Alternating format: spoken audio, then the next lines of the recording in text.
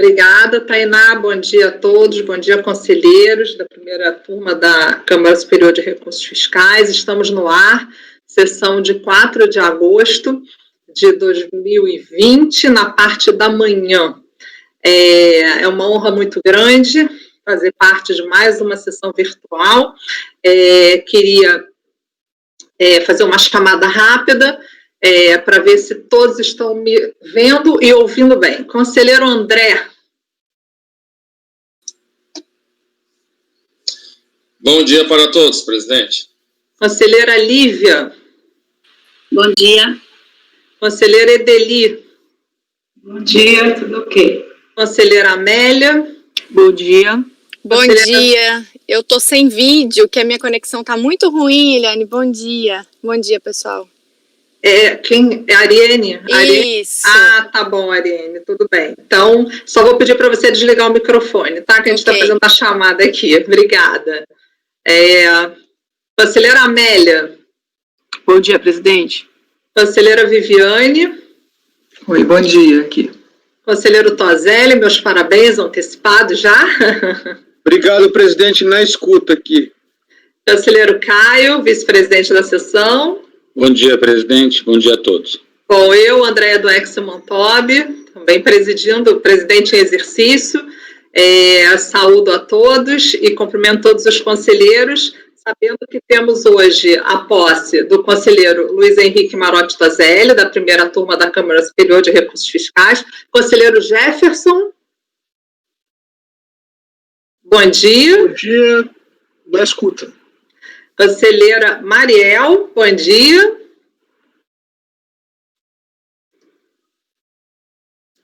Conselheira Mariel. Desculpa, tem que ligar o microfone. A gente esquece. Bom dia, tá tudo bem, tô na escuta também. Ok. Conselheira Ariene. Bom dia. Muito bem. O conselheiro Tozelli está vindo, repetindo, para a primeira turma da Câmara Superior de Recursos Fiscais. O conselheiro Jefferson foi designado para a primeira turma ordinária da segunda Câmara da primeira sessão. A conselheira Mariel foi designada para a segunda turma extraordinária da terceira sessão e a conselheira Ariene designada para a terceira turma extraordinária da terceira sessão. Então, eu vou ler o termo de posse, conselheiros. Vou ler um só, já sabendo que cada um vai para a sua sessão, né? Em cumprimento ao disposto no artigo 17, inciso 8º do anexo 2 da portaria MF 343, de 9 de junho de 2015, o RICARF, toma posse no mandato de conselheiro representante dos contribuintes, o senhor Henrique, aí já os conselheiros relatados por mim, designado por ato do secretário executivo. Então, o conselheiro, neste ato, declara, tem a declaração aqui que o conselheiro vai ter que assinar, não é assina, não possuir cônjuge, companheiro, parente em linha retal, colateral por afinidade até o 3º grau, de conselheiro, ex-conselheiro que atua, eu tenho atuado no CAF nos 3 anos anteriores à data deste termo de posse, cumprir os deveres e obrigações vinculados ao mandato de conselheiro, bem como conservar o Código de Ética Profissional do Servidor Público Civil do Poder Executivo Federal, aprovado pelo Decreto 1171, de 22 de junho de 94, está ciente do dever de informar ao presidente de turma a ocorrência de impedimentos que tratam os artigos 42 a 44 do anexo 2 da portaria MF 343, de 9 de junho de 2015, e aí, então, para constar e surtir efeitos, os pertinentes efeitos, o presente termo vai assinado pelo conselheiro empossado e pela presidente da sessão de julgamento que integra. Então, no caso, sou eu que vou assinar os termos, tá? Vou fazer isso agora. Declaro, então, todos empossados. Vou perder aqui rapidinho, vou assinar. Andréia, deixa eu te sugerir para a Ariane abrir a câmera e confirmar a leitura, que ouviu a leitura. Ela não está conseguindo abrir a câmera. Ela eu estou sem câmera. Estou conseguindo ouvir e confirmo a leitura. Ouvi perfeitamente a leitura do termo. Obrigada. Só assinar aqui.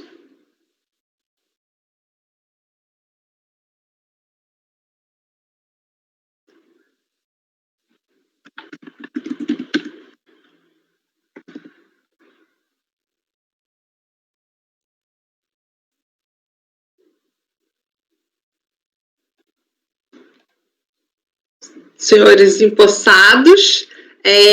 Antes de mais nada, rapidamente, parabenizo, né, a todos, desejo muito sucesso e aproveito também para abrir a nossa reunião fazendo uma reflexão por essas questões todas, né, essas novidades todas, e com 4 pessoas tomando posse na nossa turma, né, e eu queria, assim, pensei em alguma coisa para falar para vocês, e aí me deparei com uma entrevista muito interessante sobre a cabala judaica, né, e a sorte, né, nessa entrevista estava se falando de sorte. Sorte em hebraico significa mazal. Quando se fala boa sorte é mazal tov, né? E a palavra mazal, ela é um acróstico de outras 3 palavras. Uma delas quer dizer local. Então, a sorte depende do local onde você está. A segunda palavra que compõe a palavra mazal é o tempo. Então, a sorte depende do tempo no qual você vive. E, por fim, a terceira palavra diz da conjunção mazal é estudo. Então, a sorte, na verdade, para a cabala, ela não é aleatória, ela não é trivial. Ela depende da conjunção desses 3 fatores: local, tempo e estudo, preparação. É uma sorte na qual a gente atua também, e não apenas o destino. Não podemos ter certeza de que estaremos no local certo, onde deveríamos estar.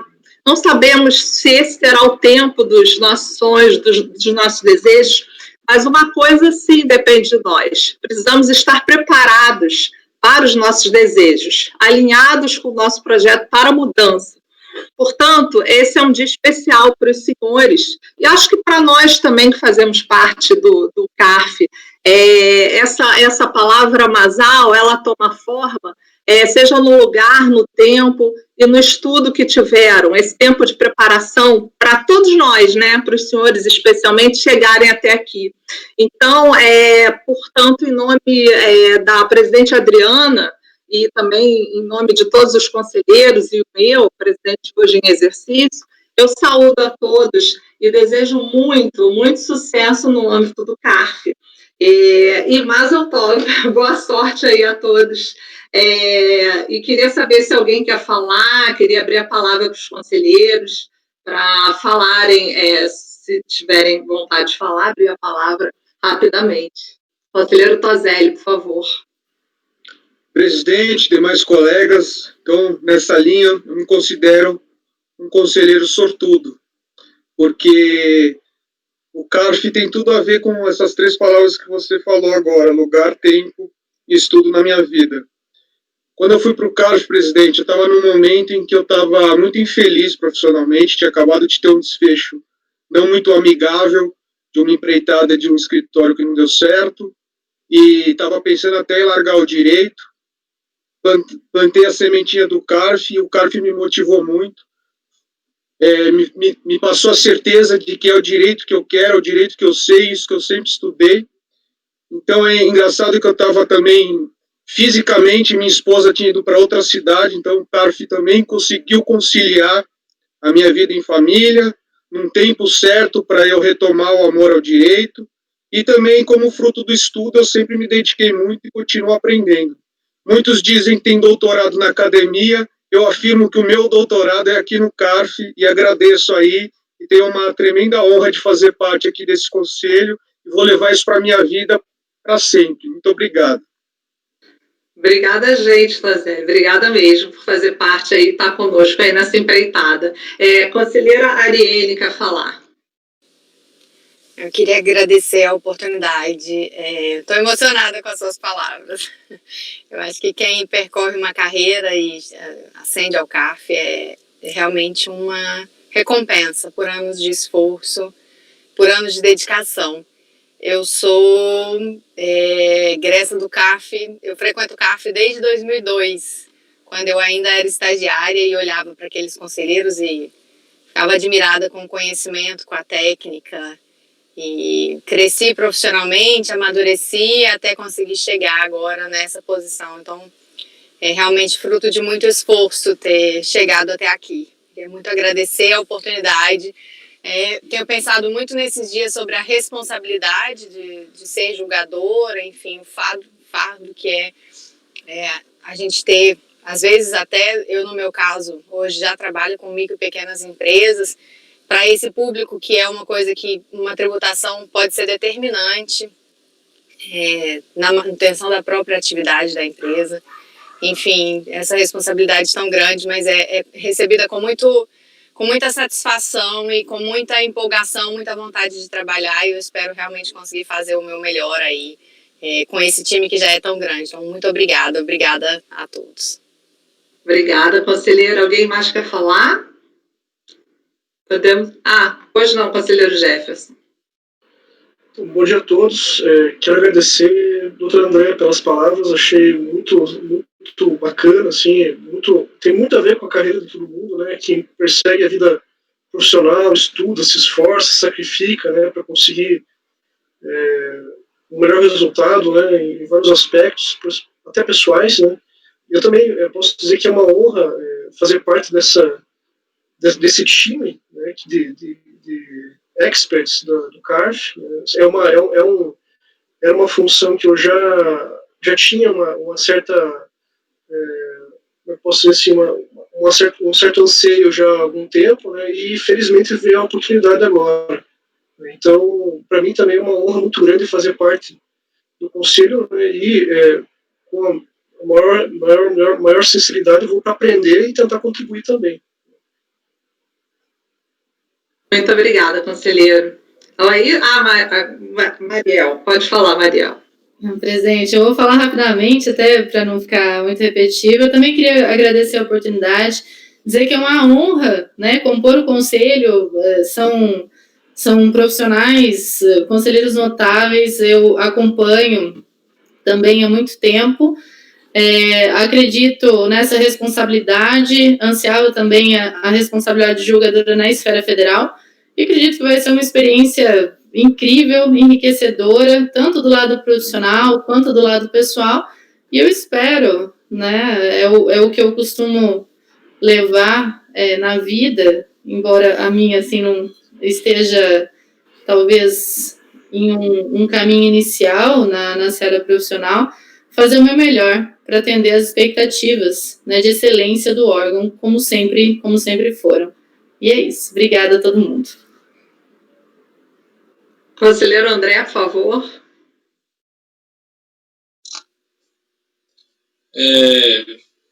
Brevemente, eu parabenizo os novos colegas, tá? A honra é do CARF em recebê-los, e é muito importante a colaboração dos senhores ali na prestação dos serviços à sociedade, em um tribunal de tamanha importância, tá? E desejo a todos aí, nessa nova caminhada, um excelente trabalho, tá? Então, são meus votos, e acredito que também sejam os votos de todo o colegiado. Bem-vindos. É isso aí, gente. Bem-vindos, Viviane, Ideli. Viviane, presidente, minha substituta, presidente da primeira sessão substituta. Sejam bem-vindos, sucesso a todos. Conselheira Ideli, quer falar? Parabéns pela nomeação, que tenham muito sucesso. Isso aí, mais alguém? Lívia, Amélia? Então, encerrando. 3, 2, 1. Vai? Parabéns, já foi falado aqui, né? Muito, muito merecido, e bem-vindos. Oi? Mais alguém? Então, gente, olha, muito obrigada. Boa sorte, Mazel Tov, sucesso. E contamos com todos vocês aí para a nossa estrada, nossa trajetória. Que tenhamos todos aí um excelente tempo de trabalho. E nós aqui começaremos, então, claro, abertos nossos trabalhos no dia 4 de agosto, agora começando mesmo o nosso julgamento, né? Agradeço a todos e desejo um ótimo dia aí para os conselheiros, novos conselheiros, e muito, muito, muito, muito sucesso mesmo. Obrigada. Até mais. Obrigada a todo mundo, até mais. Até a próxima. Tchau. Obrigado a todos, um bom dia a todos, uma boa semana também. Obrigada. Obrigada. Tchau. Bom, estamos nós, né? Então, vamos começar, então. Deixa eu ver. André, Lívia, Edeli, Amélia, Viviane, Tozelli, Caio e eu. Muito bem. Então, número 1 da pauta, conselheiros, Banco BNP Paribas Brasil, da minha relatoria. O processo já está na pasta.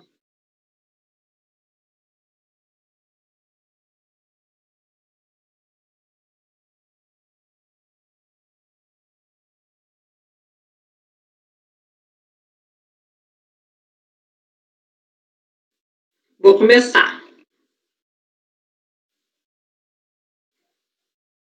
Trata-se de recurso especial de divergência interposto pelo contribuinte Banco BNP Paribas Brasil, em face do acórdão 1801-00552, de 24 de maio de 2011, por meio do qual a primeira turma especial da primeira sessão de julgamento do CARF negou o provimento ao recurso voluntário.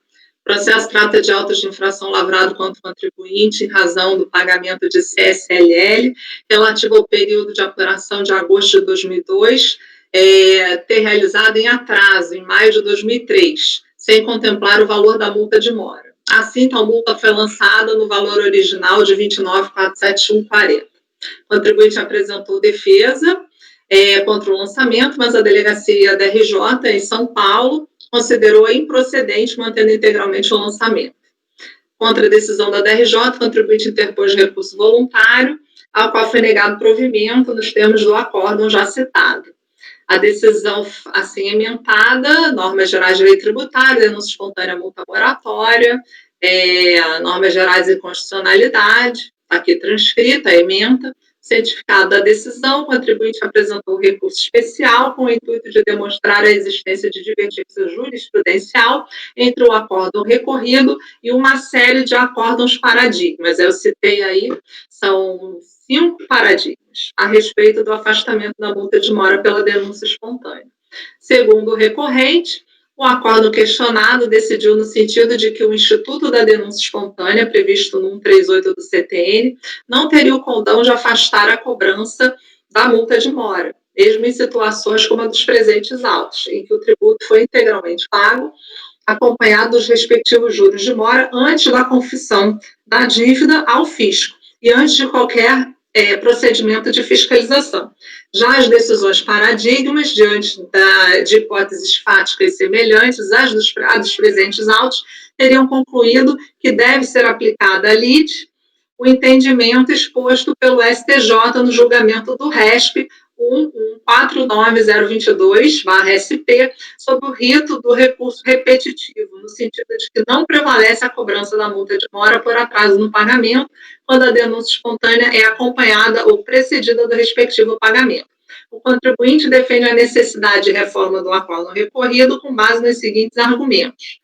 O acórdão recorrido, por não reconhecer que o contribuinte, ao ratificar sua DCTF, já havia recolhido integralmente o valor complementar devido a título de CSLL, afastou-se totalmente do entendimento predominante do CARF e ignorou os efeitos produzidos pela decisão do STJ, no RESP já citado. O acórdão recorrido também contraria o ato declaratório PGFN 8 de 2011, que, com fundamento justamente no mesmo RESP, deu solução definitiva aos casos de denúncia espontânea que o contribuinte, constatando ter recolhido tributo a menor, procede ao recolhimento dos valores devidos antes da instauração de qualquer procedimento fiscalizatório. No caso dos autos, o recorrente recolheu a CSLL relativa ao terceiro trimestre de 2002, em 30 de maio de 2003, devidamente atualizada pelos encargos Selic.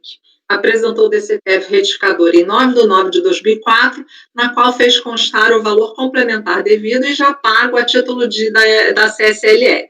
Notificou formalmente o fisco desse fato para os fins do 138 do CTN em 29 de 4 de 2005, antes de qualquer procedimento fiscal tendente a identificar o nascimento do correspondente fato gerador. Trata-se, portanto, da hipótese do RESP 149022. A taxa Selic, como representante das taxas de juros remuneratórios pagos pelos títulos públicos federais, visa não só a atualização do capital, mas também sua remuneração durante o período em que o tributo deixou de ser recolhido, ou seja, a aplicação da taxa Selic elimina toda e qualquer perda para o fisco em razão do pagamento intempestivo do valor envolvido. A referida taxa tem, pois, dupla finalidade: preservar o poder aquisitivo da moeda diante das eventuais variações inflacionárias e remunerar o capital envolvido, compensando adequadamente o fisco pelo tempo em que o valor permaneceu em poder do contribuinte. O CTN, no que tange às penalidades, não distingue por espécie as multas, mas reconhece nelas o seu caráter sempre penalizatório. Assim, seja qual for a terminologia usada, a multa moratória ou multa de ofício, elas sempre têm por essência a finalidade punitiva do contribuinte e não o caráter indenizatório do fisco. O recurso especial do contribuinte foi objeto de despacho de admissibilidade, folhas 2, 8 e seguintes, que lhe deu seguimento para a apreciação da matéria afastamento da multa de mora pela denúncia espontânea, após comparar o acórdão recorrido com os 2 primeiros paradigmas indicados pelo recorrente. As demais decisões mencionadas pelo recorrente foram desprezadas, conforme o parágrafo 5º do artigo 67 do RICARF. Após ser intimado a respeito do acórdão 1801000552 do recurso especial do contribuinte do despacho que lhe deu seguimento, a Fazenda Nacional apresentou contrarrazões, pugnando pelo desprovimento do apelo do sujeito passivo. Para tanto, apresentou apenas precedente do CARF, acórdão 9202-002-640, que teria declarado que a denúncia espontânea não resta caracterizada com a consequente exclusão da multa moratória nos casos de tributos sujeitos a lançamento por homologação, declarados pelo contribuinte e recolhidos fora do prazo de vencimento, ainda que anteriormente a qualquer procedimento do fisco. É o relatório. Então, eu vou aqui, passo para o conhecimento. O conhecimento do recurso especial interposto pelo contribuinte, ao qual foi dado seguimento pelo despacho de folhas 286 e seguinte, não foi questionado pela Fazenda Nacional. Então, a 67 do RICARF. No caso dos autos, o despacho de admissibilidade que examinou o recurso do sujeito passivo deu-lhe seguimento em relação à única matéria questionada relativa ao afastamento da multa de mora pela denúncia espontânea ante a divergência de interpretação constatada entre recorrido e os 2 primeiros paradigmas indicados. A Fazenda Nacional, em sede de contrarrazões, não atacou o conhecimento do recurso especial. Por ter apreciado a questão de acordo com os requisitos regimentais, entendo não merece reparo o despacho de admissibilidade, de sorte que ratifico seus termos para conhecer a matéria sob júdice. Vou passar para o mérito. Tudo bem, gente? Tá? Então, vamos lá. Quanto ao mérito, cabe-nos nesse voto analisar a possibilidade de afastamento da multa de mora quando do pagamento de tributo em atraso acrescido somente dos juros. No caso dos autos, o contribuinte defende que, apesar de ter feito somente em maio de 2003 o recolhimento CSLL referente ao 3º trimestre de 2002, o fez pelo valor devidamente atualizados pelos encargos Selic. Posteriormente, um recolhimento extemporâneo e antes do início de qualquer procedimento fiscalizatório, a respectiva DCTF teria sido devidamente retificada em 9 de 9 de 2004. Assim, argumenta o contribuinte que, em seu caso, se enquadra na hipótese considerada pelo STJ, do julgamento do RESP 149022, que seguiu o rito dos repetitivos. O entendimento exarado pelaquela Corte Superior deveria, então, ser aplicado ao caso sob júdice, no sentido de que a situação descrita caracteriza a denúncia espontânea prevista no 138 e que, assim sendo, deve ser afastada a cobrança da multa de mora. A Fazenda, em sede de contrarrazões, apontou o julgado no acórdão 9202-002-640, que concluiu pela necessidade da aplicação do disposto no acórdão do julgamento do RESP 149022 pelo STJ, mas na parte que dispõe que a denúncia espontânea não resta caracterizada com a consequente exclusão da multa moratória nos casos de tributos sujeitos a lançamento por homologação declarados pelo contribuinte e recolhidos fora do prazo do vencimento, ainda que anteriormente a qualquer procedimento do fisco.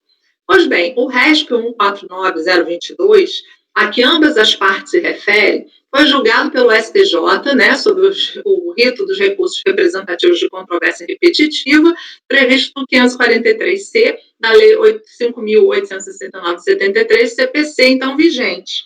O julgamento foi relatado pelo ministro Luiz Fux, em sessão ocorrida em 9 de junho de 2010, e o acórdão da decisão foi publicado em 24 de 6 de 2010, com a seguinte emenda.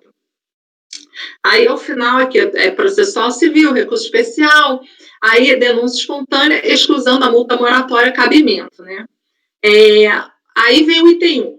A denúncia espontânea resta configurada na hipótese em que o contribuinte, após efetuar a declaração parcial do débito, sujeito ao lançamento por homologação, acompanhado do respectivo pagamento integral, retifica ante qualquer procedimento da administração tributária, noticiando a existência de diferença maior, cuja quitação se dá concomitantemente. O item 2. Deveras, a denúncia espontânea não resta caracterizada com a consequente exclusão da multa moratória nos casos de tributos sujeitos a lançamento por homologação, declarados pelo contribuinte e recolhidos fora do prazo de vencimento, à vista ou parceladamente, ainda que anteriormente a qualquer procedimento do fisco. Então, aí vem o item 13, item 4, aí vamos lá. De sua vez, entendo que não assiste razão ao contribuinte quando afirma que, em seu caso concreto se amolda à hipótese do item 1. Eis que, de fato, a questão está abarcada pelo item 2 do respectivo acordo do STJ.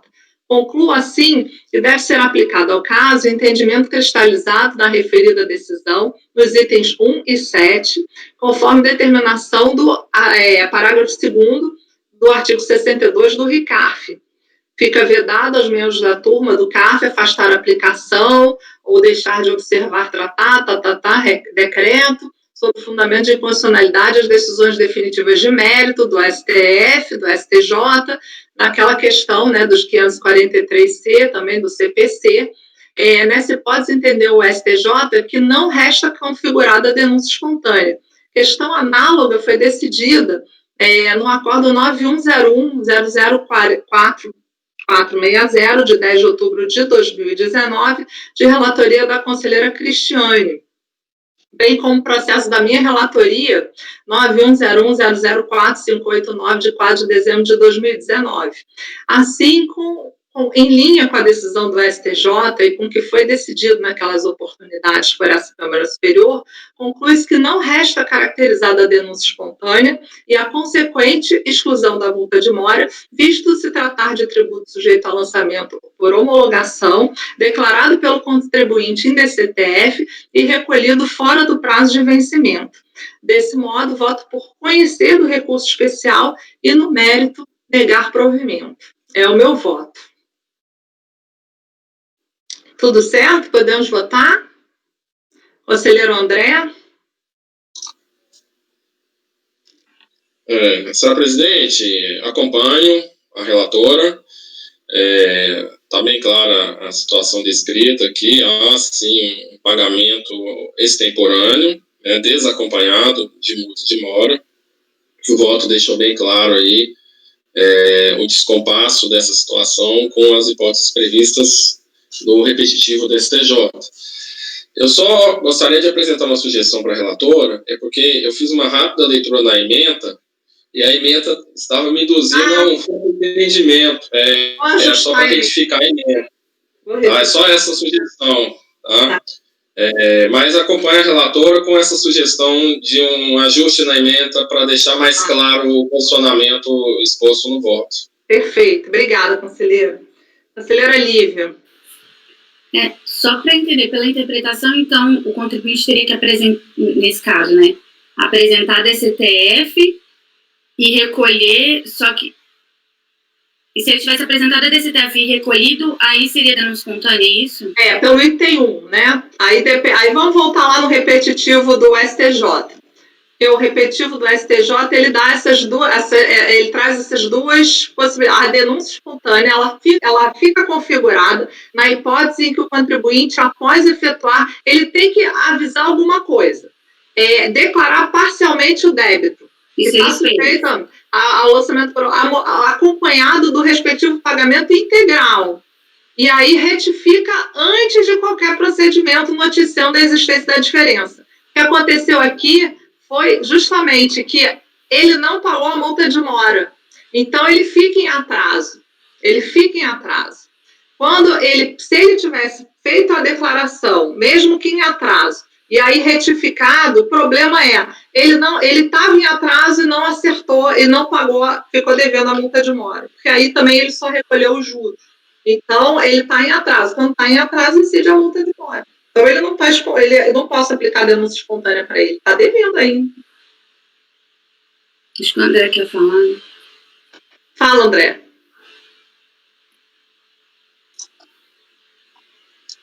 Só para deixar claro, porque o meu voto, como foi acompanhando a relatora, eu não teci maiores esclarecimentos, né? Mas acredito que o meu entendimento, doutora Lívia, seja convergente com o da presidente, porque nós já conversamos em sessão e outras oportunidades sobre o caso. Aí eu vou tentar ilustrar para os colegas, tentar ser um pouco mais didático em termos até numéricos, né? Quer dizer, a primeira premissa que entendo que deva se concretizar para que haja um enquadramento na hipótese do repetitivo é que originariamente haja uma confissão de dívida, um pagamento, tá? E esse pagamento seja integral. Tá? Então tem que haver, deve 100, né? Ele vai adimplir 100. Tá? Aí, se porventura o contribuinte ele verificar que houve uma declaração a menor em cima desse débito primitivo, ele retifica, não é isso? Aí ele vai retificar lá na frente. Aí, no que ele for fazer essa retificação, vamos supor, não era 100, é 150. Então, ele vai fazer essa retificação para 150, certo? E aí, é nesse caso, se essa retificação de 150, considerando que houve uma declaração original com o adimplemento de maneira regular, né? Aí, nessa segunda, né, nessa retificação de 150, se ela tiver ocorrido antes de um procedimento fiscalizatório, né, se ela tiver ocorrido espontaneamente, aí sim incidiria a hipótese da súmula. Tá? Esse é o entendimento que extraí. Me parece que os dois itens que a senhora presidente coloca, o item 1 e o item 2, eles norteiam, eles colocam as premissas para o enquadramento da denúncia espontânea nesse caso. Tá? Então, aí sim, aí nesse 150, se for espontâneo, né? Aí sim, não caberia ali, ele tá fazendo a retificação, não é isso? Espontaneamente, aí não caberia a multa de mora nos termos decididos, né, pelo STJ, tá? Então, e aí foi como a relatora colocou de maneira muito precisa, aqui já tem o vício de origem aqui. Ele já, no original, ele já pagou o original com atraso. Tá? Já estava atrasado, ele pagou quase um ano depois. Exatamente. Então, aí sim, o original já foi para trás. Aquele 100 já foi um 100 pago lá no outro ano. Então, realmente, ali caberia até a multa de mora, né? E aí, até a multa de mora, a gente faz tanto em multa de mora, é interessante, vale lembrar, a multa de mora, ela tem um percentual máximo, é 20%, tá? Então, até... ele pode ter pago 1 ano, 2 anos, 3 anos depois, a multa de mora não muda, tá? É 20%. Você tem 0,33 ao dia até 60 dias. 20%, tá? Para devido a ver as outras interpretações defensáveis, mas entender ao contrário, me parece que seria realmente um esvaziamento do Instituto da multa de mora, tá? Então, é isso. É só para poder esclarecer o entendimento, tá? E por que acompanhei a relatora no caso. Pois não, doutora Lívia. Uma dúvida, de questão de fato mesmo. Pelo que eu estou entendendo, só me disse se é esse o caso, que eu não cheguei a abrir o processo inteiro. Ele declarou o CSL de 100 na DCTF original. Aí ele falou, puxa, não era 100, era 120. Recolheu 20, declarou 100, recolheu 100, lá atrás. Depois ele veio e falou assim, não era 100, era 120. Recolheu 20... e, meses depois, retificou a DCTF para falar que era 120. O caso é esse? Porque, pelo que eu estou entendendo que o André falou, na verdade, o caso declarou 100, recolheu 80, e aí depois veio e recolheu o resto dos 20, entendeu? Não tô entendendo. A CSL que ele está dizendo que a denúncia espontânea estava declarada na DCTF original, ou foi declarada só nessa nova DCTF?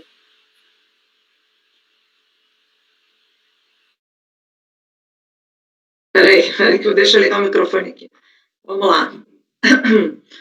A CSL, ela é de apuração de agosto de 2002. E esse pagamento, ele foi realizado em maio de 2003, sem contemplar multa de mora. Então, ele devia em agosto 100, só que ele não pagou, ele pagou em 2003. Entendeu, conselheira?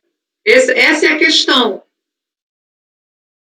Mas a questão é, quando ele declarou na DCTF original, ele declarou o 100, porque a denúncia espontânea, pelo que eu entendo, ele declarou o 100, pagou o 100. Depois ele foi, por algum motivo, rever a declaração dele, não é 100, é 120. Recolhe os 20. Retifica a DCTF para falar, não, era 100, era 120. Isso, para mim, é denúncia espontânea, é o que está no STJ. Aí, o que não é denúncia espontânea declarou 100, não recolheu, ou recolheu parte, e aí vem e recolhe depois com atraso. E aí não pode, porque já estava declarado, ele já sabia que ele devia. E isso, para mim, é o que está essa questão de estar declarado ou não. E eu vou olhar aqui direitinho para ver que hipótese que nós estamos. Vou passar a palavra então para a conselheira Deli, depois para o conselheiro André, e depois a gente volta na senhora. Pois não, conselheira Deli.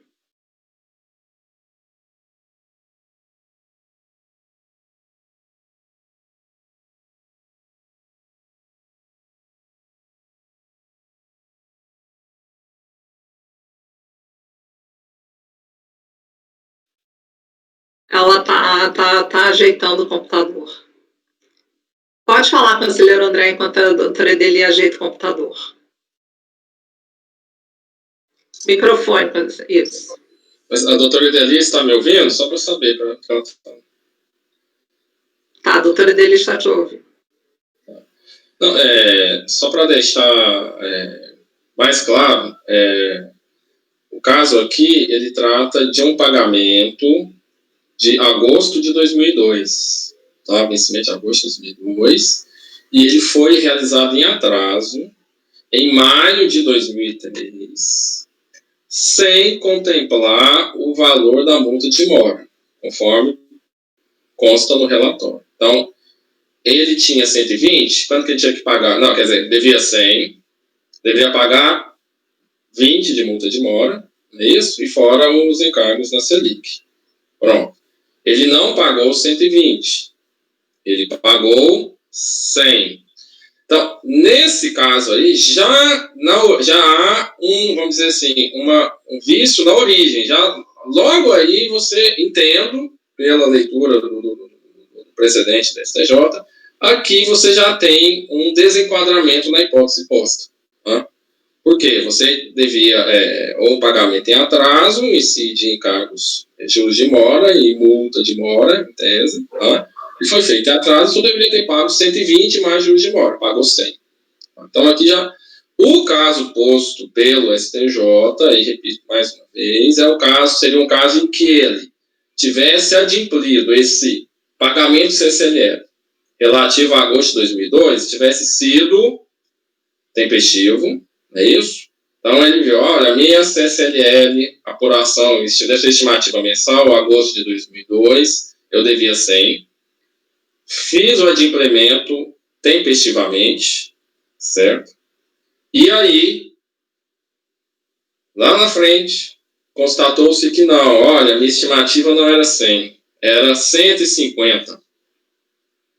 Aí, lá na frente, aí vamos supor, em maio de 2003, vou retificar minha declaração para 150.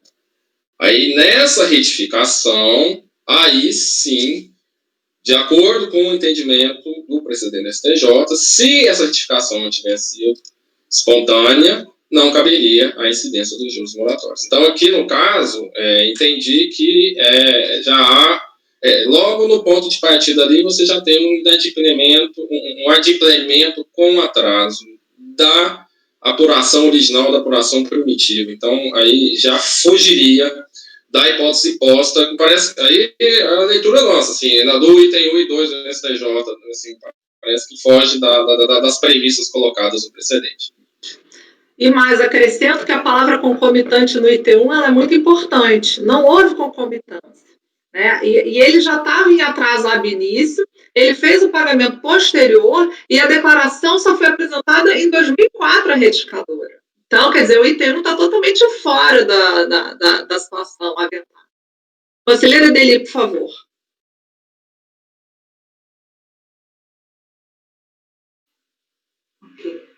Desculpa, eu tive problema aqui com o hardware.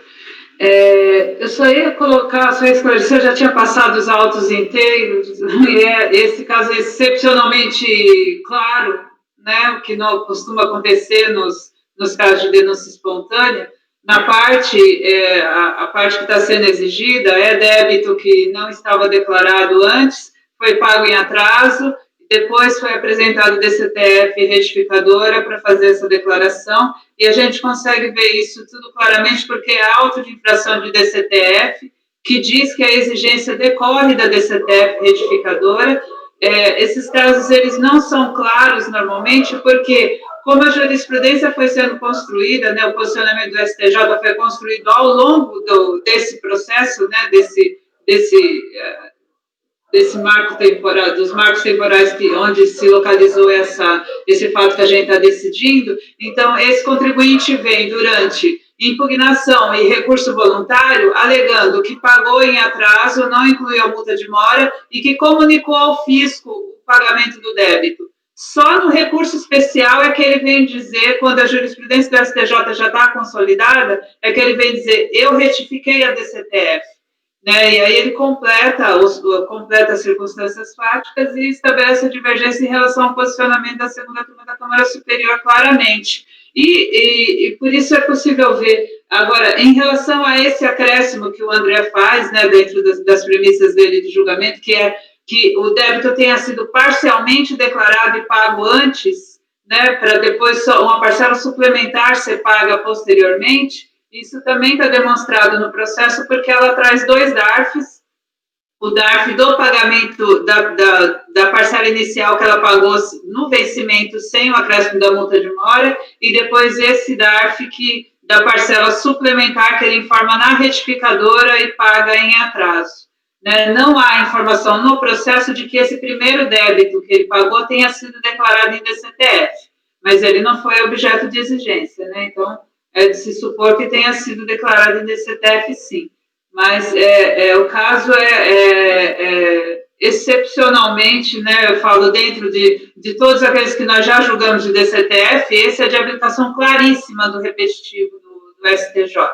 Né? É possível visualizar dentro dos autos exatamente a circunstância que o STJ prevê para a aplicação da denúncia espontânea. Né, ao contrário daquele que julgamos na sessão passada, em que isso tinha ficado muito obscuro, e de vários outros em que já tivemos que se debruçar e procurar aquele da Caixa de Previdência, em que não havia DCTF retificadora depois do pagamento, havia só a comunicação do débito ao fisco. Esse aqui, ele não encontra nenhuma dessas objeções passadas, né, está bem clara a instrução dos autos.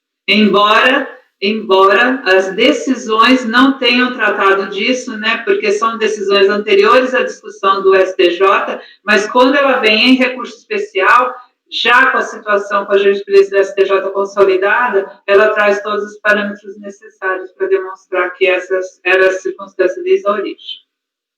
Conselheiro Tozelli, o senhor queria falar? O senhor levantou a mão? Na verdade, eu ainda, que nem na linha da Lívia, presidente, com a devida vênia, eu ainda tenho dúvida, porque, pelo que o contribuinte afirma, ele fala que a DCTF retificadora, que foi feita justamente para informar esse acréscimo no débito, teria sido feita em momento posterior ao pagamento. Então, isso, para mim, é denúncia espontânea. A questão aqui é que, no começo do processo, realmente, ele estava querendo aplicar a denúncia espontânea porque com aquela tese de que não teve procedimento fiscal. Ok, não é o caso. Mas aqui eu acho que, assim, precisa esclarecer realmente essa matéria fática, porque eu acho, assim, que ainda que seja um complemento do débito, o débito originário não é o que a gente está falando, a gente está falando dessa diferença a maior que surgiu depois. Se ele pagou essa diferença antes de apresentar a DCTF retificadora, para retificar o quê? Justamente para aumentar o débito, eu não vejo como deixar de aplicar a denúncia espontânea. Minha dúvida está justamente aqui. Se essas afirmações do contribuinte, que está no item 10 do especial, e que realmente, no passado do processo, isso não tá ventilado, e foi colocado justamente porque o processo é anterior ao entendimento que prevaleceu na jurisprudência, procede ou não. E aí eu não consigo ver nos autos, realmente, a data de entrega da DCTF retificadora, porque ele fala o seguinte, que ele recolheu essa diferença de CS relativa ao terceiro trimestre de 2002 em 30 de maio de 2003, e apresentou a retificadora em 9 de setembro de 2004. Então, se você for ver e confiar nessas informações, você vê o quê? Que houve um pagamento anterior à DCTF, no momento em que não havia fiscalização. Então, eu pergunto, por que deixar de aplicar o Instituto da Denúncia Espontânea aqui? Eu não consigo contra-argumentar isso, entendeu? Conselheiro Alívio, depois conselheiro André. A fala da Edeli foi nesse sentido, Tozelli, porque apesar de não ter, eu estava procurando as DCTFs também, e aí não estava achando e estava com um problema fático, mas a Edeli viu que os DARFs estão ali. Então, pelos DARFs, a gente consegue ver, não é, Edeli? Porque eu consigo ver que um DARF foi pago 30/9 de 2012. Pode falar, Edeli, pode falar. É auto de infração de DCTF. Então, na primeira folha do auto de infração de DCTF, vem informado a origem do lançamento, que é sempre uma DCTF. No caso, folha 123, folha digital 125, está lá consignado. O débito está informado na DCTF retificadora entregue em 9/9 de 2004. É esse o parâmetro fático. A DCTF não precisa vir aos autos nessas circunstâncias. Isso é um auto de infração DCTF que traz o reconhecimento expresso de que houve uma DCTF entregue para a retificação desse débito e traz a data dela. Vou passar a palavra para o conselheiro André, depois para o conselheiro Tozelli, tá? Conselheiro André, por favor.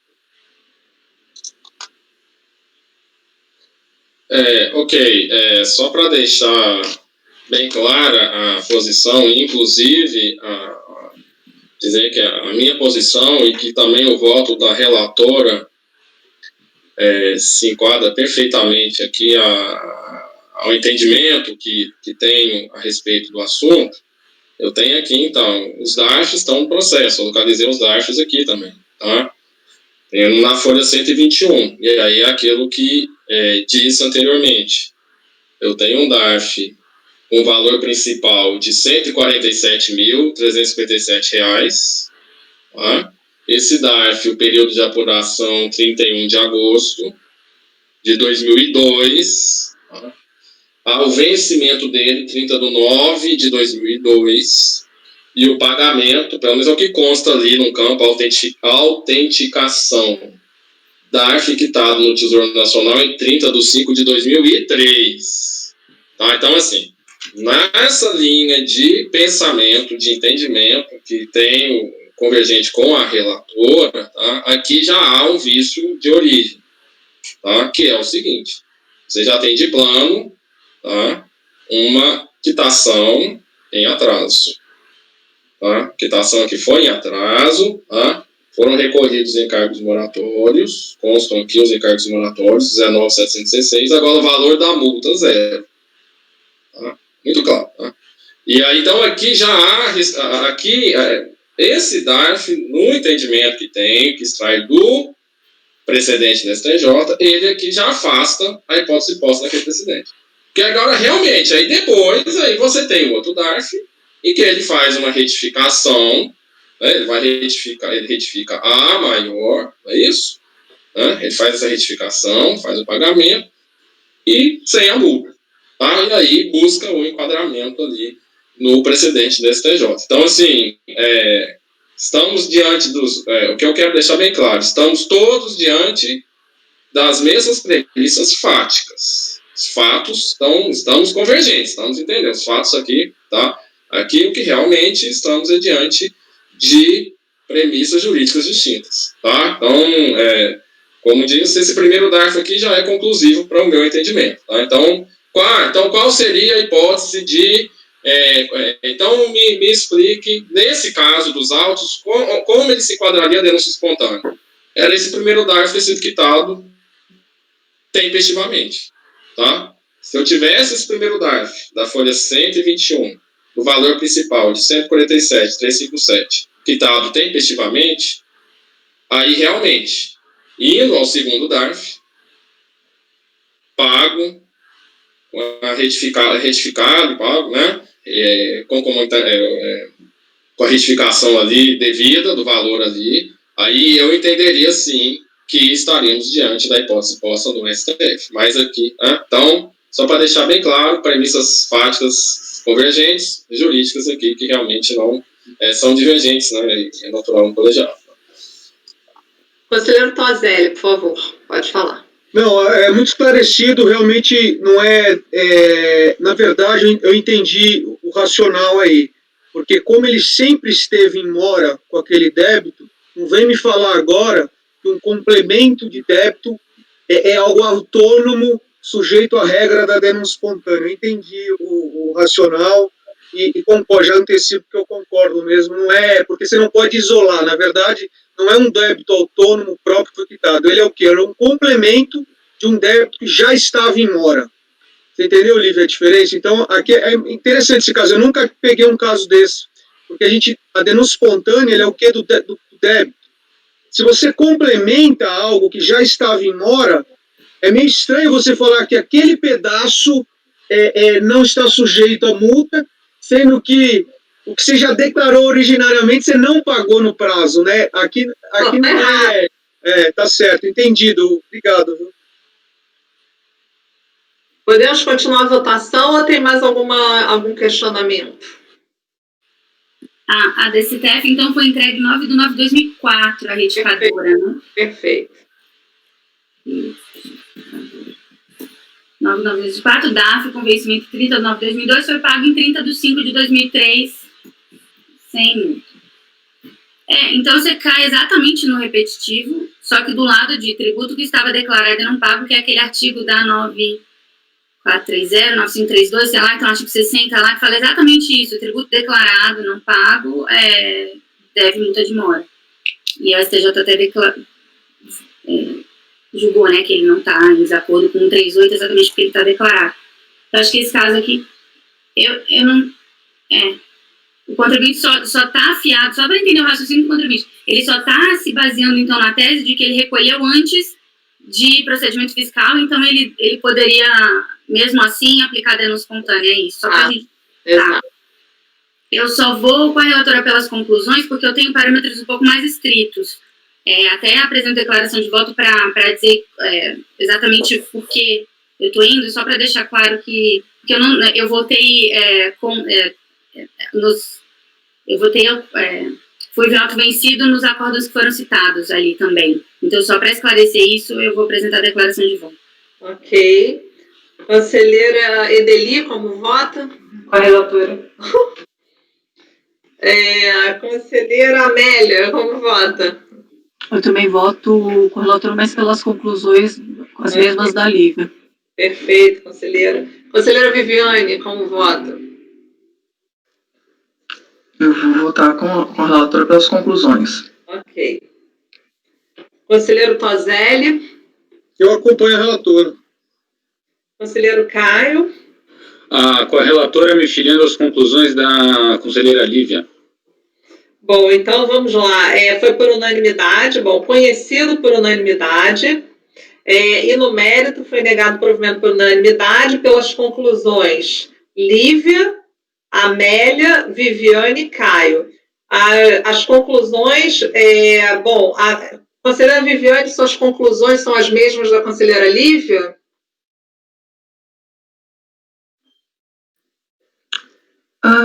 Não exatamente, gente. Mas acho que não precisa. Então é porque aí são seis, porque aí tá tudo certo com relação às conclusões, tá? Então, o conselheiro Caio, a conselheira Amélia, a conselheira Lívia, né? A conselheira Lívia vai fazer a declaração de voto, certo? E a conselheira Amélia e o conselheiro Caio acompanharam as conclusões da conselheira Lívia, tá certo? A conselheira Viviane votou por conclusão diversa. Ok. Então, foi negado provimento por unanimidade pelas conclusões Lívia, Amélia, Caio e Viviane, tá? Ok. Passando para o próximo. Bom, posso dar um Não, eu acho que eu vou passar para o próximo, aí a gente depois faz um intervalo maiorzinho. Vamos para o que nem. É o meu, continua. Não tomar chá hoje de Andréia. Vamos lá. Tá na pasta. Tá na pasta.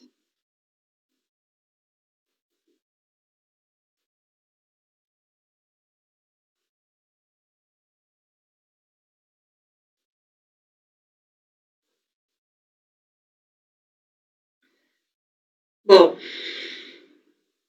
trata-se de recurso especial interposto pela PFN, em face do Acórdão 1402.001.084, proferido pela segunda turma ordinária da 4ª Câmara da primeira sessão de julgamento, por meio do qual, por unanimidade de votos, foi dado provimento ao recurso voluntário. A ementa do recorrido, compensação à empresa incorporada, natureza do crédito. O crédito tributário da empresa incorporada transfere-se à empresa incorporadora, que poderá utilizá-lo para fins de compensação, sem que isso possa ser considerado como crédito de terceiros. Esta é a ementa.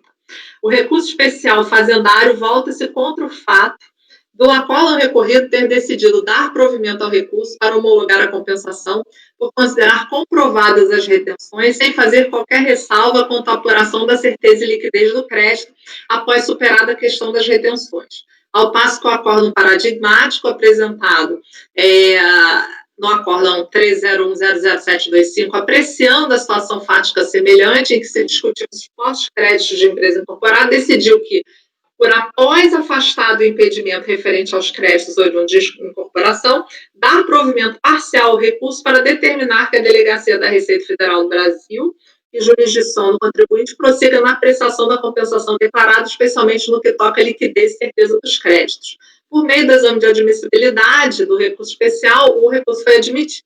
Cientificado, o contribuinte apresentou suas contrarrazões, nas quais defende inicialmente que o recurso especial sequer seja conhecido, uma vez que tanto os fatos como os fundamentos do acórdão paradigma em nada se assemelham ao presente caso. Isso porque, quando no acórdão paradigma a discussão travada desde o início se refere à possibilidade de transferência de créditos de empresas incorporadas para a empresa incorporadora, fundamento qual foi afastado pela decisão recorrida e motivou a diligência para a comprovação da liquidez e certeza do crédito, no caso dos autos, o ponto central sempre foi a existência ou não do crédito de fonte pleiteado. E tanto é assim que o próprio CARF já havia determinado a conversão do julgamento em diligência justamente para esse fim.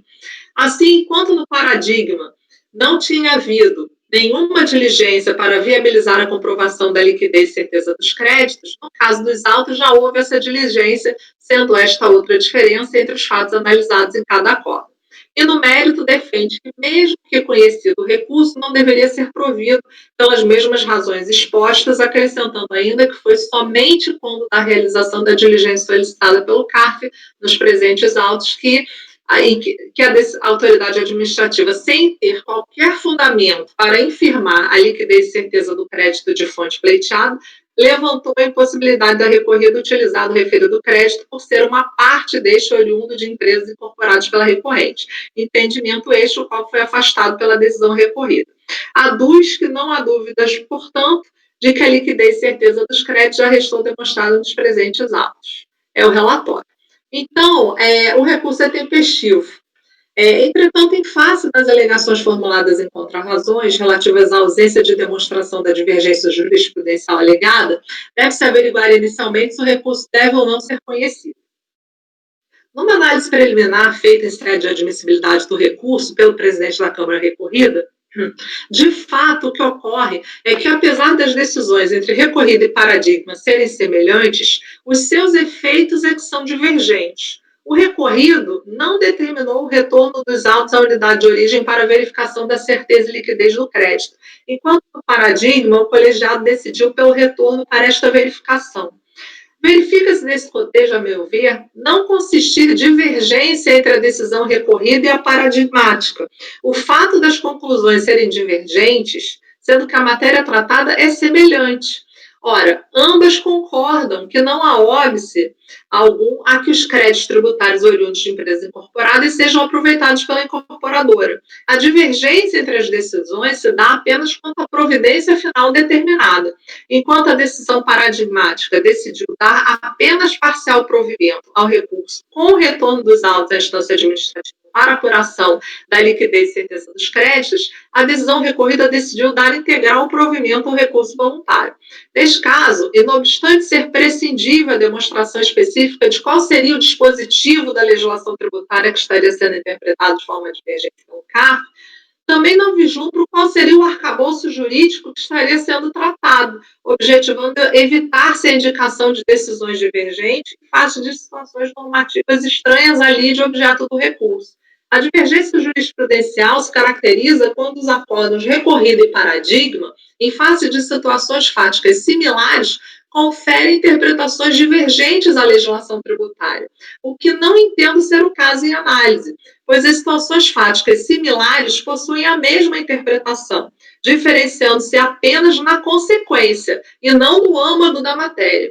A questão seria, no âmbito do recorrido, entender o colegiado que restou suficientemente provado o direito creditório, enquanto que no paradigma, apesar de se entender da mesma forma, poder a incorporadora fazer jus ao crédito da incorporada, determinou-se o retorno à unidade de origem para confirmar a certeza e liquidez do crédito. Não vejo situação de divergência no que tange ao motivo pelo qual as providências finais determinadas por cada colegiado foram distintas no recorrido e paradigma, uma vez que a matéria é a mesma, com a possibilidade de compensação de crédito de empresa incorporada. De fato, no acordo paradigmático, a leitura do inteiro teor daquela decisão deixa evidente que nunca houve qualquer tentativa de apuração ou de confirmação dos valores alegados como crédito pelo contribuinte. Toda a discussão naqueles autos se deu exclusivamente em razão da possibilidade ou não de utilização de créditos oriundos de terceiros, empresas incorporadas na compensação, premissa a qual foi afastada apenas pelo acordo paradigmático que determinou, então, que fosse feita uma efetiva análise quanto aos valores. Já no caso dos presentes autos, cabe destacar que, desde o seu início, a recorrente já havia apresentado planilha junto ao próprio pedido de restituição, em que se verificava a relação dos fontes a recuperar ou a compensar, que vários dos créditos reclamados eram de empresas que teriam sido incorporadas pela recorrente. Contudo, até a realização da diligência determinada pelo CARF, não havia sido ainda colocado qualquer óbice quanto a este fato, tendo toda a discussão se centrado fundamentalmente na comprovação ou não do crédito solicitado. O despacho da autoridade administrativa inicialmente indeferiu o pedido porque entendeu decaído em relação aos meses de janeiro a junho, e não comprovado com relação aos meses de julho a dezembro. Essa decisão administrativa foi inteiramente referendada pela decisão da autoridade julgadora de primeira instância, a qual da DRJ. No CARF, contudo, a extinta 7ª Câmara do Conselho de Contribuintes, após assentar que, de um lado, pauta-se o indeferimento do pleito de restituição ou compensação em razão de divergências apuradas pela fiscalização entre a DIRPJ e balanço da recorrente, e, de outro lado, a certeza de que as sofreram retenções de tributos, converteu o julgamento em diligência, para que a autoridade administrativa tomasse as seguintes providências, aí que eu descrevi, né? Para a recorrente, para que esta, à luz da sua contabilidade e seus documentos, detalhe por cada período o montante dos saldos negativos, intima recorrente para que se manifeste sobre eventuais problemas de divergência que possam acarretar em deferimento total parcial do pleito, faça um cruzamento de saldos negativos de RPJ originados de retenções de fontes, com as informações constantes no sistema DIF, solicite à autoridade encarregada da execução da diligência que, ao seu término, faça relatório conclusivo dos trabalhos, após a conclusão da diligência, é determinado o retorno dos dados a esse colegiado. Verifica-se que a única objeção levantada pela fiscalização naquele momento processual residia no fato de que os créditos seriam oriundos de terceiros, sendo este o motivo único do indeferimento do pedido, de acordo com o relatório de diligência. Com relação à origem dos créditos, a interessada esclarece que parte do crédito da requerente é oriundo de empresas que foram incorporadas, MDK Engenharia, Brasconsult, CAEL, APL Engenharia e Top Engenharia. O contribuinte apresenta os informes de rendimentos relativos ao ano de 93 das empresas. Aí eu cito aqui. Entretanto, a MDK só foi incorporada em 2/5/95 pela Brás Consult Engenharia Projetos, sendo esta posteriormente incorporada pela empresa, pela interessada em 19/1/99. A CAEL seguiu o mesmo ritual da MDK, sendo incorporada pela Brás Consult em 23/2/95. Concluindo, verifica-se que nestes créditos, esses créditos eram de terceiros e não poderiam ser empregados pela CNS. No presente caso, a motivação da negativa em se reconhecer o direito creditório prende-se além do decurso do prazo em requerer, que resultou na decadência de parte desse direito, como principalmente a inexistência de qualquer documento da CNSC Engenharia que comprove este direito, uma vez que nada foi encontrado no sistema DIF que ampare as alegações contribuintes. Assim, a autoridade diligenciante insiste na ocorrência da decadência parcial do pedido e no mérito que o pedido é improcedente, que se trata de crédito de terceiros, oriundos de empresas que foram incorporadas. A própria observação feita por aquela autoridade de que nada foi encontrado no sistema DIF, que ampara as alegações contribuintes, está vinculada, como se vê, diretamente à própria inexistência de qualquer documento da CNSC Engenharia que comprove este direito. Mas o fato de os documentos não estarem em nome da CNSC Engenharia é decorrência do fato de serem originariamente documentos das empresas incorporadas. Foram esses os motivos que levaram o colegiado recorrido a dar provimento integral ao recurso aviado. O seguinte excerto do acordo recorrido evidencia este fato. Superada a questão da decadência de posse dos comprovantes de retenções, a autoridade fiscal nos itens 8 e 9 da diligência destaca que tais documentos não lhes tinham sido apresentados até a data do despacho. Contudo, a apresentação em data posterior não altera seu convencimento por tratar-se de créditos de terceiros.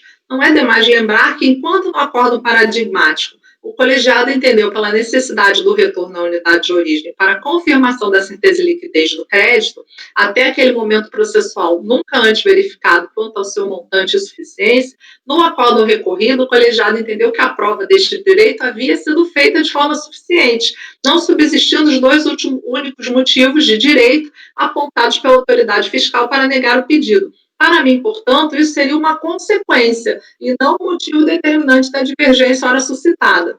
A PGFN, inclusive, em sede de embargos, trouxe esse argumento da confiabilidade acerca da certeza e liquidez do crédito e solicitou fosse incluído na decisão ACO, mas o despacho de admissibilidade dos embargos entendeu pela sua inadmissibilidade em face do contexto dos autos. Pelas razões expostas, de similaridade entre os casos confrontados com relação à circunstância fática processual relevante, no que diz respeito ao ponto controverso e aviamento do recurso especial para discutir matéria de prova, não conheço do recurso da Fazenda Nacional.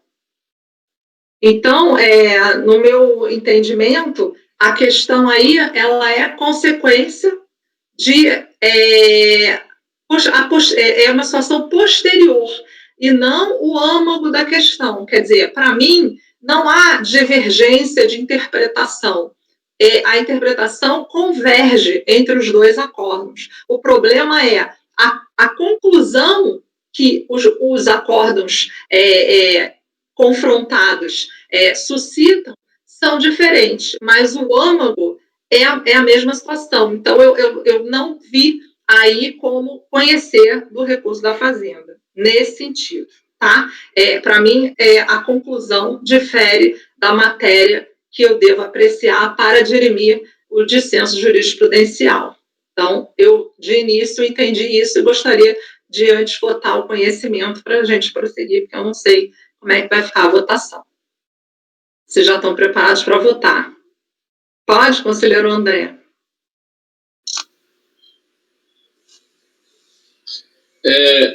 Então, senhor presidente, a princípio, eu abriria uma divergência, mas o voto, ele me convenceu ao contrário, até o próprio despacho de exame de admissibilidade da minha autoria, com a minha autoria com especialista, né, deu seguimento ao recurso, mas a relatora, ela tem a oportunidade de se aprofundar nos autos e aí sim fazer uma análise mais detalhada do racional das decisões, né, tanto do paradigma quanto do recorrido. Porque no recurso da Procuradoria, me parece que o que ela estaria...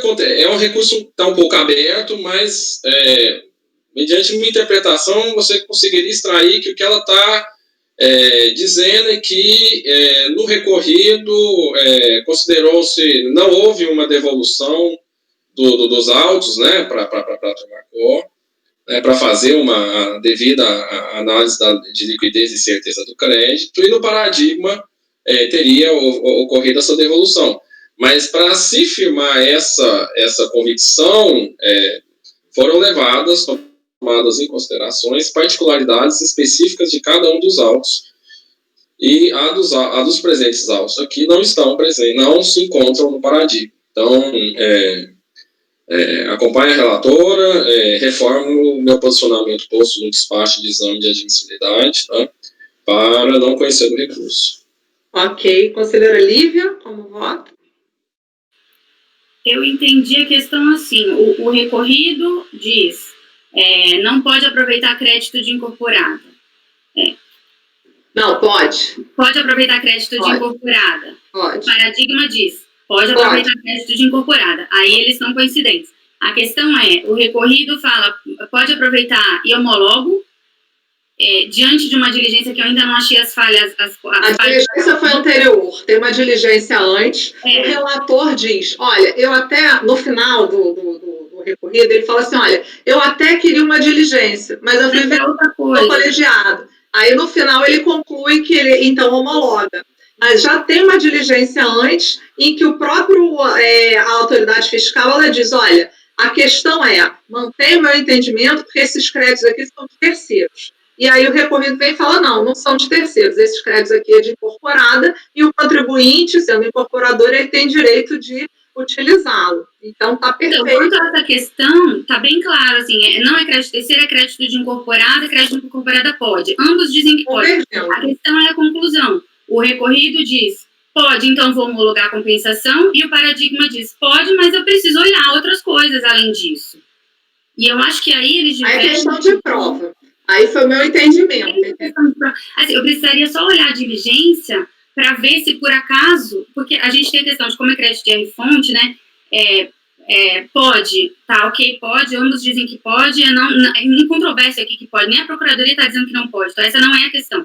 A questão controvérsia diante da premissa de que eu posso aproveitar crédito de incorporada, eu já homologo a compensação de plano ou eu devolvo para analisar? Eu acho que a Procuradoria... Veja, eu não vejo essa... já interrompendo, mas eu não vejo isso como uma divergência que forme dissenso jurisprudencial, doutora Lívia. Essa é o extrato que eu trago da minha análise. Eu não consigo identificar isso como uma divergência jurisprudencial. É só isso, mas não tem nenhum problema de ter interpretação diferente do meu... Mas eu acho que eu com a devida licença, eu entendo que é exatamente o que a Procuradoria quer. A Procuradoria não está discutindo, ok, isso é crédito de terceiro, joguei a toalha nesse argumento. O que a Procuradoria pede no recurso dela, ela é bem clara nisso, ela só quer falando assim, tá bom, é crédito de terceiro, mas volta para analisar o resto, porque a R-fonte, você não olhou se estava declarado, se o rendimento foi oferecido à tributação, enfim, ela não diz isso no recurso, mas a gente tem súmula dizendo isso. Então, assim, e a gente várias vezes aqui tem essa divergência de tratamento, tá bom, o crédito foi provado, mas mesmo assim a questão prejudicial, né, essa questão é como se fosse uma decadência, tá bom, não decaiu, e aí? Você vai homologar a compensação ou você vai voltar para analisar? E a gente tem decidido que volta, pelo menos nas últimas, né, eu consigo entender aqui o recurso da Procuradoria nesse sentido, então eu entendo que, não sei, deixar o Caio falar, de repente ele coloca alguma questão aqui diferente do que eu estou entendendo, mas para mim está muito claro que o que a Procuradoria quis eu só quero que volte para analisar o crédito. Eu não quero discutir a questão jurídica mais. E nesse sentido eu consigo ver a divergência, porque no caso do paradigma foi exatamente isso que aconteceu. É crédito terceiro, é crédito de incorporada, desculpa, tudo bem, mas voltou para analisar. Agora, eu só precisava ver, eu vou olhar a diligência aqui só, para ver se a diligência já não falou todas essas questões de análise de crédito e o voto, por acaso, foi silente quanto a isso porque foi irrelevante para ele. E aí a gente estaria subentendendo... Eu vou passar então para o conselheiro enquanto a senhora olha, e depois para o conselheiro André, tá? Conselheiro Caio, por favor. Obrigado. Não, é muito simples o meu comentário. Eu queria dizer que eu concordo com a relatora que o máximo que a gente pode esboçar aqui é uma demonstração de que houve divergência de providência da turma aos olhos do caso concreto. E interessante que essa divergência de providência, tudo bem, ela pode ser uma providência que foi arrimada em determinado dispositivo legal, aí tudo bem. Aí, só que era só para, por isso, eu enxergo com a mesma clareza da relatora que a gente tem, tudo bem, é talvez uma demonstração de posturas procedimentais diversas, mas de forma alguma o dissenso na interpretação da legislação tributária, ok? Então era para fazer esse registro, então eu estou bem tranquilo com a conclusão alcançada. Perfeito, doutor Caio. Doutor André e depois doutor Tozelli. Doutor André, por favor. Só para acrescentar aí, realmente concordo aí com o doutor Caio e a relatora em relação a que o que se pode apontar aqui é uma divergência em relação à providência processual, né, retorno ou não dos autos para a Turmacó, para um complemento, um eventual complemento da análise do direito creditório pleiteado, mas aí que reside para se caracterizar uma divergência nesses termos, eu tenho que ter premissas convergentes tanto nos paradigmas quanto no recorrido. E conforme está colocado de maneira muito clara no relatório aqui, até você tem uma diligência, você tem uma apresentação de formas de rendimento daquelas empresas, né, que teriam sido incorporadas, tem um relato aqui, o contribuinte apresenta informes de rendimentos relativo ao ano calendário, tá? Mas na realidade você tem uma verificação ali desses informes de rendimentos, mas o óbice que é posto é o seguinte, aí pelo que entendi aqui, é que ainda que fossem créditos líquidos certos, ao final das contas seriam créditos de terceiros, tá? Então, quer dizer, parece que a diligência ela já teria feito um tratamento aí das informações que não teria ocorrido no paradigma, tá? Realmente, em tese, nós já apreciamos várias questões e identificamos divergências em termos de providência processual para fins de complementação da análise do direito creditório, né? Mas foi um entendimento construído em cima de premissas fáticas divergentes entre os dois casos. Assim, eram dois casos, tanto paradigma quanto recorrido, em que estava muito claro que não havia sido realizado uma apreciação da adquirência e certeza. Só havia sido apreciada uma questão prejudicial, uma questão anterior, tá? Mas caberia um complemento. Mas aqui, no caso concreto aqui, nos presentes autos, não me parece, não está muito clara a convergência entre os motivos que levaram o recorrido e o paradigma a adotarem entendimentos divergentes em relação ao retorno desses autos, tá? Então, sobre esse aspecto, acompanha a relatora. Conselheiro Tozelli, depois conselheiro Amélio, depois conselheiro Edeli. Conselheiro Tozelli, por favor. Eu acho assim, que na compensação, a matéria de direito aqui envolvida é se o crédito é passível ou não de compensação. Isso não tem divergência. Todos estão convergentes que é passível de compensação. Aí qual que é o segundo passo? Provou a liquidez e a certeza, aí a valoração de prova. O colegiado, naquele momento, entendeu que as provas apresentadas já seriam suficientes para homologar. Então, aqui, na verdade, a gente sabe que dentro desse mesmo colegiado existem conselheiros que têm uma maior flexibilidade na prova de compensação, outros que são mais rigorosos. Mas isso é uma matéria que não é de direito, é valoração de prova. Parte da premissa para você chegar aí que o crédito é passivo de compensação. Então, na linha do Caio, na linha do André, como bem colocou a relatora, na verdade, se a gente entender que o colegiado tem que analisar se essa providência é ou não viável, vai implicar o quê? Em anular a valoração de prova que já foi feita pelo colegiado e que não nos compete mais. Aqui é matéria de direito, interpretação de lei. Esse crédito é passivo de lei. A lei não... A prova para aplicar é da subjetividade de cada jogador. A divergência está onde? Na interpretação da lei em relação à possibilidade ou não do crédito, se tratando de compensação. É por isso também que eu reforço aí e entendo que não tem divergência, não. Conselheira Amélia, depois conselheira Edeli. Por favor, conselheira Amélia. Eu só queria lembrar que eu acho que foi em junho, tinha um caso meu, 004-904, que era muito semelhante a esse, recurso também um recurso especial da Procuradoria, num caso de Perdicomp, em que a alegada divergência seria justamente o retorno dos autos à unidade de origem, né? E lá também a gente entendeu por não conhecer, justamente porque os paradigmas que foram trazidos, eles determinavam o retorno, porém era um caso de decadência, em que necessitava dessa análise da liquidez e certeza do crédito, que naqueles autos o colegiado ACO já havia decidido, já havia analisado as provas e decidido que era suficiente para se homologar o crédito, que é o que eu estou entendendo também nesses casos, né? Esse caso aqui que a gente está analisando agora. Então, era só esse ponto que eu queria trazer. Ok, conselheira Edeli. No início da leitura do voto da relatora, eu achei que fosse concordar com o posicionamento.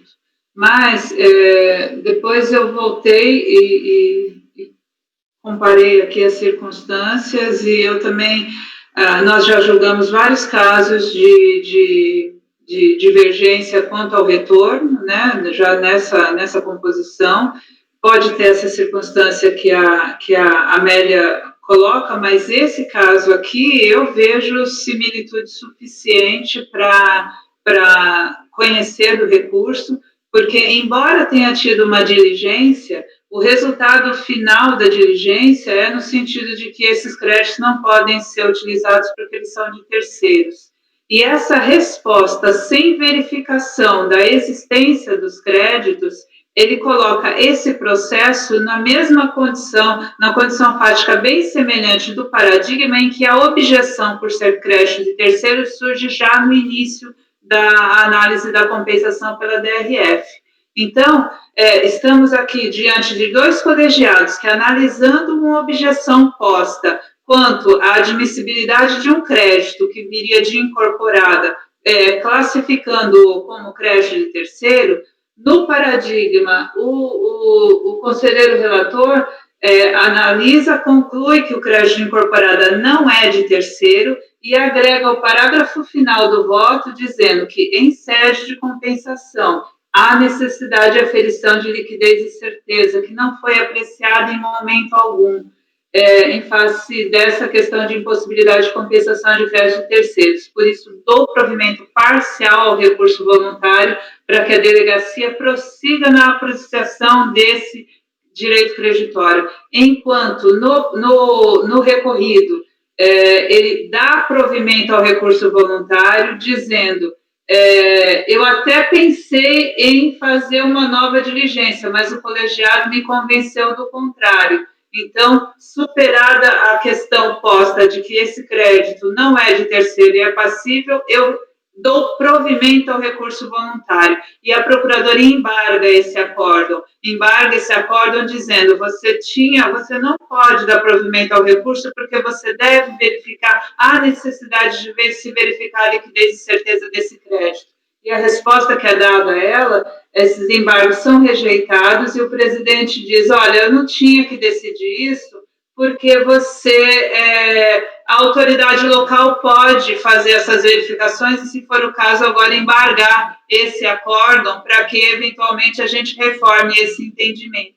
Então, para mim, o pressuposto aí de certeza e liquidez, de necessidade a interpretação acerca do dispositivo que exige certeza e liquidez para reconhecimento do direito creditório, para mim, ele está completamente divergente. Tá, eu consigo alinhar as duas situações fáticas com similitude. Há dessemelhança, sim, a diligência seria uma dessemelhança relevante, mas o resultado da diligência, para mim, ele coloca esse processo no mesmo patamar do paradigma. Então, e nessa linha, e especialmente essa resposta dada aos embargos, né, a gente sabe que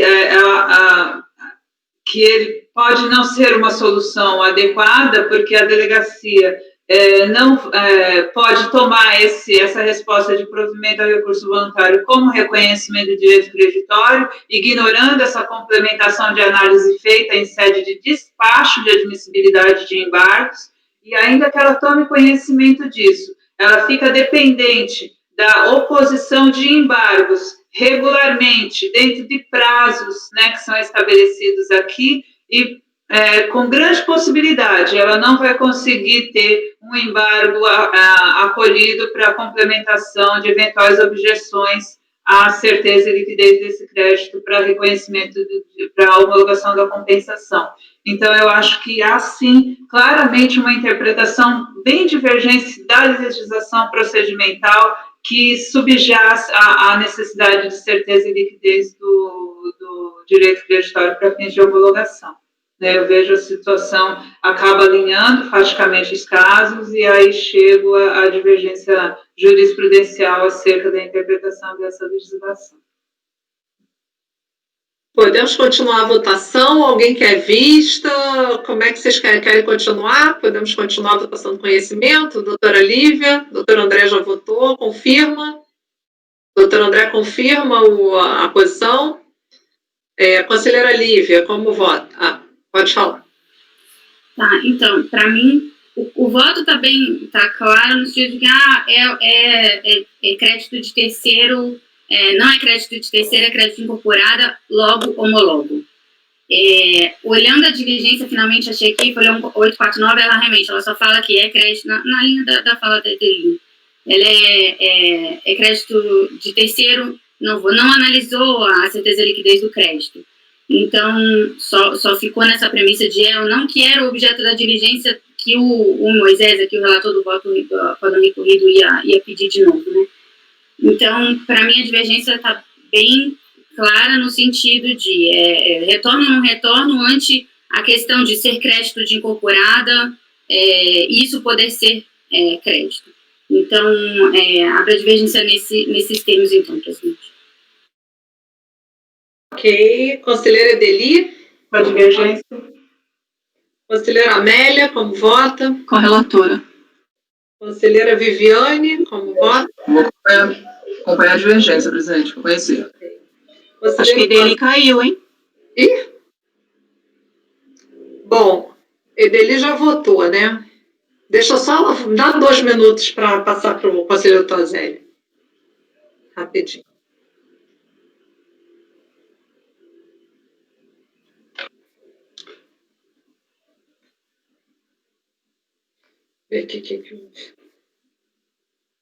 Apertei um botão, Edeli.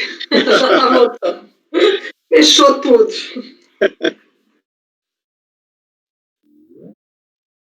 Voltou.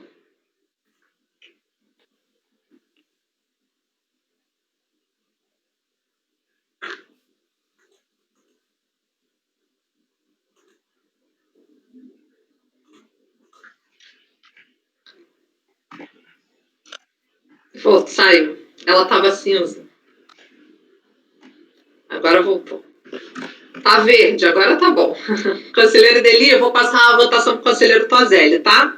Eu não ouvi o voto da Amélia. Vamos lá. Conselheira Amélia, como vota? Eu fui relatora. Conselheira Viviane, como vota? Eu acompanho a divergência, conheço do recurso. Conselheiro Tozelli, como vota? Eu acompanho a relatora. Conselheiro Caio, como vota? Com a relatora, presidente. Então, não conhecido por maioria, vencidas as conselheiras Lívia, Edeli e Viviane, certo? Então, agora podemos fazer um intervalo de 15 minutinhos, tá, gente? 10h50 a gente volta. Até já. Tchau.